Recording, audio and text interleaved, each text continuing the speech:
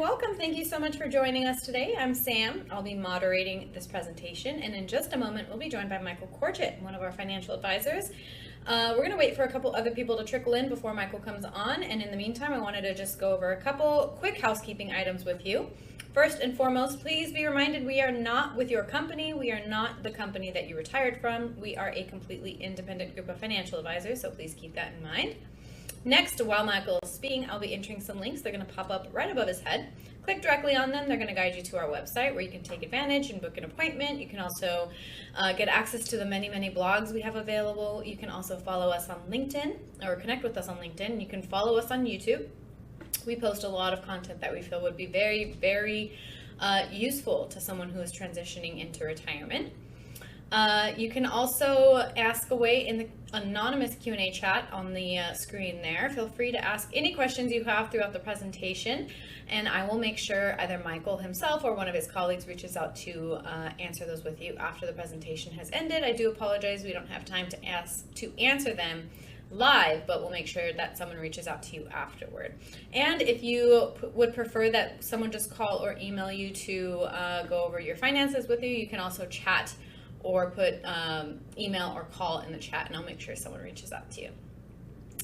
And without further ado, let's jump right into it now with Michael Corgett. Thank you, Sam, and welcome everyone to today's presentation. Today we're just going to talk about various ideas and helpful hints for retirees to consider, some of which you probably may already know about, and some of which I bet you will find very interesting and possibly helpful. A lot of unique thoughts that we're going to do today. Just, it's sort of a potpourri of ideas for retirees to consider. First, we'll talk about utilizing various income sources, obviously optimizing your Social Security benefits and possibly delaying those benefits to maximize them for your retirement can be and will be very important. We do seminars solely on Social Security. It is something that I enjoy talking with my clients and prospective clients about, as far as whether you should consider taking it early or as early as age 62, or waiting till your full retirement age at 67, or maximizing your benefits at age 70. And if you're married, what should you and versus your spouse do? Part-time work. I have a lot of clients who like to do something just to keep themselves busy. Many times you can find jobs with flexible hours to do something that you might find helpful, you might find interesting, it might give you joy. Volunteering is obviously something else to consider. Obviously, it doesn't pay you anything, but part-time work, I could share a number of the different jobs my clients have done or are doing currently. I like to say my favorite part-time job would be in retirement would be to be a golf course marshal, because I would love to play golf on a regular basis in retirement, and I could play for free at the golf course that I worked at. Rental income, not sure if this is an option for you or not to consider, but you may have a room that you could rent out, a garage apartment, something to consider for additional income. Just something to think about. Creating and sticking to a budget. This is very important, and it always is important prior to retirement as well as in retirement. Do you track your spending? Do you use a program of some kind? I personally use Quicken to keep an idea on all my expenses, both household and business.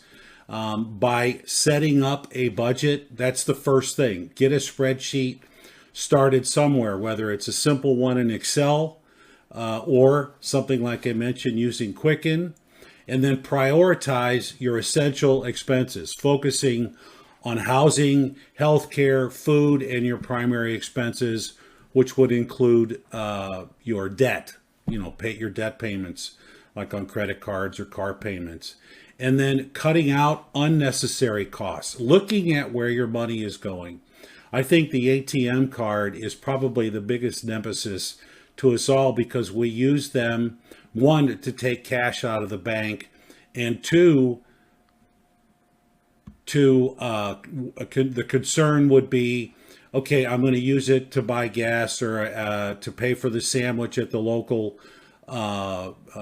sandwich shop, these sorts of things. So reining in your expenses, especially on things like entertainment and subscriptions, look at what you spend just on streaming services is something to think about as well. Taking advantage of tax benefits. There are a lot of senior credits out there. Explore what's available to you, like medical expense deductions or senior specific benefits.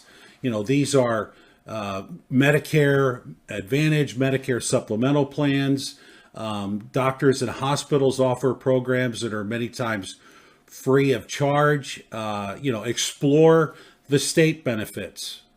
Property tax reduction is a big deal for seniors. I know that is an option in the community that I live in, so you need to look into it. Many of these are available to you at age 65, and you can get a reduction or potentially a complete elimination. I have a client who recently just told me that their real estate taxes have been eliminated completely because she just qualified for 100% disability compensation for her time in the military. And then making tax efficient withdrawals. Right here, if you've got Roth IRAs, you get tax exempt withdrawals. You don't have to pay taxes. It's tax-free growth. And you don't pay any taxes on the withdrawals from Roth IRAs. Whereas your traditional IRA, you do have to pay taxes on those withdrawals. Honestly, in an income stream, you should consider maximizing the ones that make the most sense. I like to talk about the bucket approach.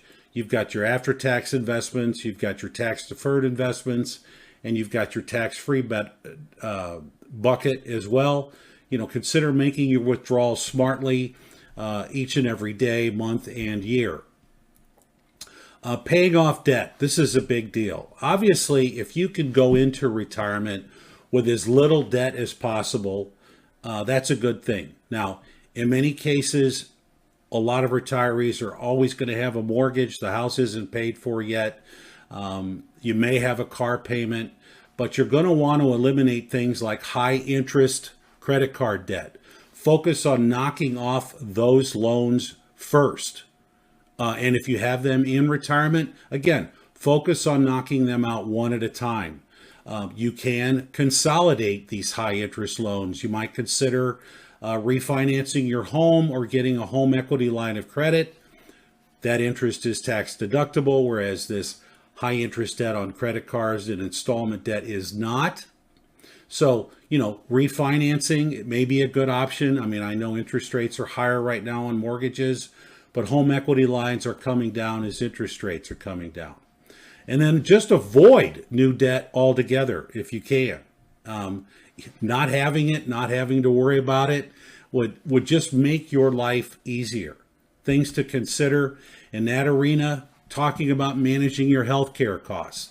I just mentioned earlier your supplemental plan or your advantage plan. These are things you're going to want to review on an annual basis. Number one, to make sure your coverages align with your goals. And then obviously, what are the costs?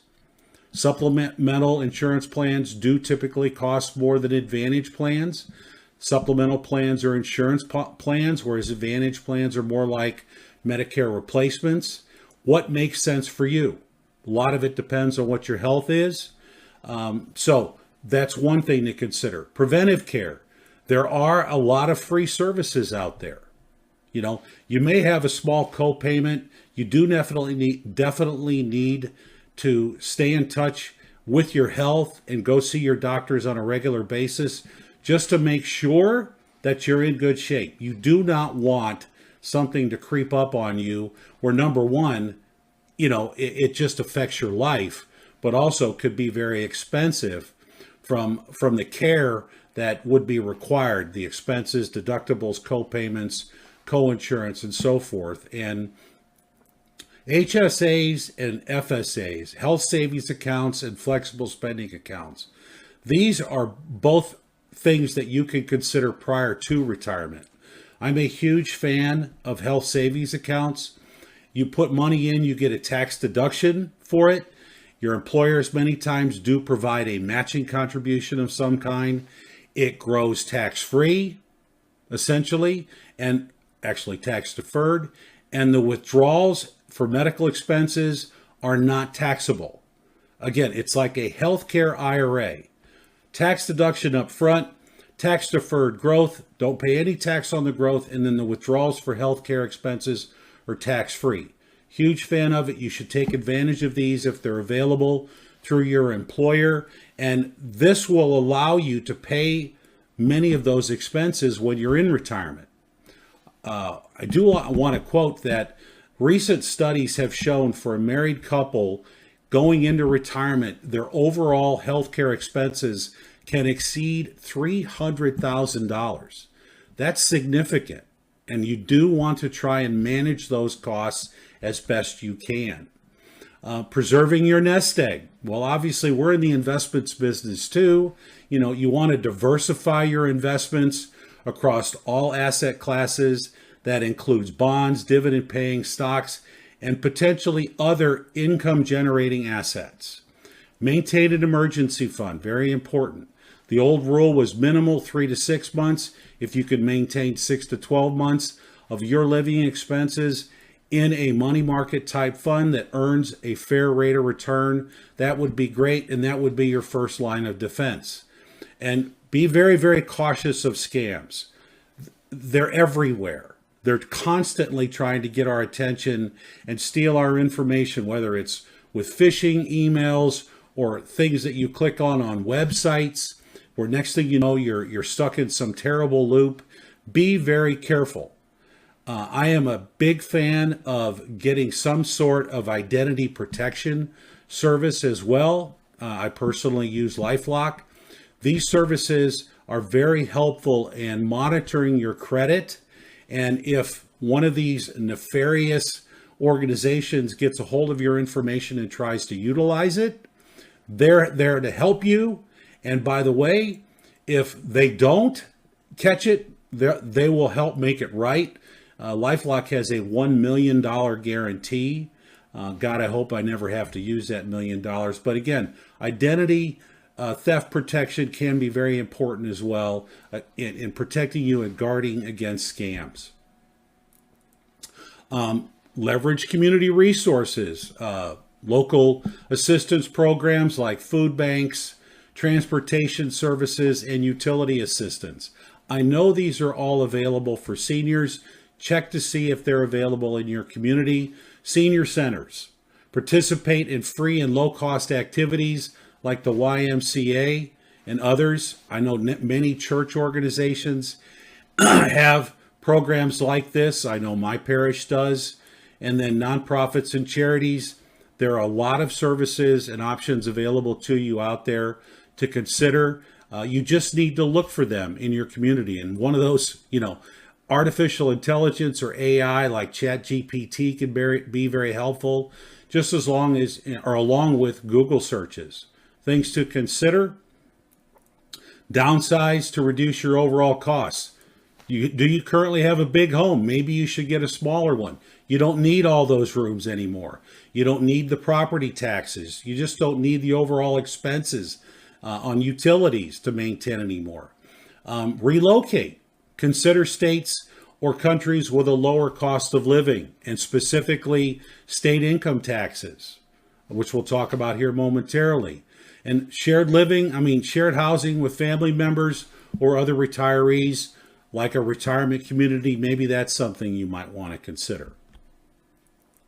Planning for inflation, investments like TIPS, Treasury inflation protected securities, adjusting your spending annually to account for inflation. We have been in some very inflationary times, but they have come down, but it's always there. The price of goods and services is always going up. You need to keep an eye on what you're spending your money on. Finally, be flexible. Be prepared to adapt your finances as costs rise. You may have to pull things out of your budget, things that you've been spending money on, but you just honestly figure out you don't need this versus something else that may be more important. States with no income tax. Yes, there are several states to consider living in. Alaska, Florida, Nevada, South Dakota, Tennessee, Texas, the state of Washington, and Wyoming. Some of those states are warm weather climate, like Florida and Texas. You got to keep in mind that, yeah, no state income tax is beneficial for, obviously taxes on your investment income, part-time income, maybe your Social Security. But these states do catch up with you in some other way, whether it's property taxes or real estate taxes. But there are several states who exempt Social Security and pension income. And one of them is my next door neighbor, and that's Illinois. These states do have income taxes, but they fully exempt both Social Security benefits and pension income. Alabama, Hawaii, Illinois, Mississippi, and Pennsylvania are those states. All right. Most states exempt Social Security for state income tax purposes. But these few states also exempt pension income and withdrawals from your IRA. As I just mentioned, while some states don't tax Social Security or pensions, other taxes may be higher. Things to think about. Each state is unique rules when it comes to pensions. You're just going to want to check and see what your state does. All right. And bottom line, if you don't have a tax advisor, you should speak to one, because they can certainly help you with many of these things, as well as financial advisors like myself can. So again, just a lot of good basic information for you to consider. And one of the biggest deals that I think is one of the most important things that everyone should have is a plan. And many retirees or pre-retirees don't have one. We here at the Retirement Group are happy to put together a complimentary retirement cash flow.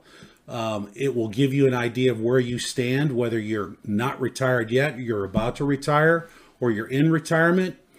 We have a great deal of knowledge of many Fortune 500 companies that we work with. We've got offices nationwide, and we've got a great deal of experience. I've been a financial advisor for 40 plus years. So these are reasons why you might want to consider the Retirement Group.